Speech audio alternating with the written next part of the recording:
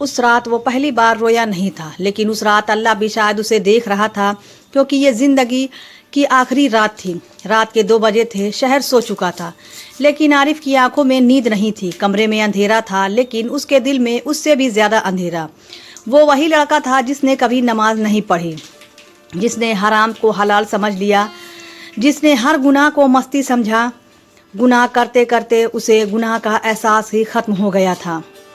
Phone हाथ में था, स्क्रीन पर पुराने मैसेज, हर मैसेज एक गुनाह की याद, शराब, झूठ, दिल तोड़ना, माँ बाप की बेइज्जती। और फिर उसने आईने में खुद को देखा, लेकिन इस बार उसे अपना चेहरा नहीं दिखा, उसे दिखा एक गुनहगार। उसने खुद से पूछा, अगर आज मैं मर गया तो क्या होगा? और यही सवाल उसके दिल में तीर की तरह लगा। वो बचपन जब उसकी माँ उसे फजर के लिए उठाती थी, बेटा नमाज पढ़ लो, अल्लाह खुश होगा। लेकिन आज माँ की वही आवाज़ उसके दिल में गूंज रही थी। आरव वो सिर्फ चुप था। उसकी माँ अब इस दुनिया में नहीं थी, और आखिरी बार जब उसने माँ से बात की थी तो उसने गुस्से में कहा था, मुझे मत सिखाओ। कुछ लफ्ज़ सिर्फ कहे नहीं जाते, वो ज़िंदगी भर पीछा करते हैं। आरिफ अब टूटने लगा था, लेकिन अभी भी उसके अंदर एक आवाज़ थी, अभी टाइम है, बाद में तौबा कर लेंगे। लेकिन अचानक उसका सीना भारी होने लगा, सांस तेज, दिल घबराने लगा। और फिर फ़ोन की स्क्रीन पर एक नोटिफिकेशन आया, आज तुम्हारी ज़िंदगी की आखिरी रात हो सकती है। उसका दिल ज़ोर से धड़कने लगा और पहली बार उसे मौत याद आई। वो उठकर वज़ू करने गया, लेकिन जैसे ही उसने पानी छुआ उसके हाथ कांप रहे थे और उसने धीरे से कहा, क्या अल्लाह मुझे माफ़ करेगा? आरिफ सजदे में गया, लेकिन ये सजदा पहली बार सच्चा था। जैसे ही उसने कहा या अल्लाह, उसकी आवाज़ टूट गई। कभी कभी इंसान रोता नहीं है, उसका दिल रोता है। आंसू रुक ही नहीं रहे थे, हर गुनाह एक एक करके याद आ रहा था। वो लड़की जिसका दिल उसने तोड़ा, वो दोस्त जिसे उसने धोखा दिया, वो माँ जिसे उसने आखिरी बार दुआ दिया, या अल्लाह मैं बहुत बुरा हूँ, मैंने सब खराब कर दिया।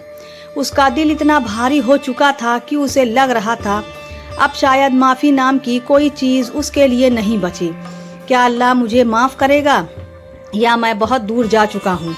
फिर उसे याद आया एक हदीस, अल्लाह की रहमत उसके गुस्से से ज़्यादा बड़ी है। लेकिन शैतान भी फुसफुसा रहा था, तू लायक नहीं है। जब इंसान तौबा करता है तो सबसे बड़ी लड़ाई अपने ही दिल से होती है। उसका सीना दर्द करने लगा, जैसे कोई बोझ दबा रहा हो, सांस लेना मुश्किल। लेकिन वो उठकर भागा नहीं, वो सजदे में ही रहा।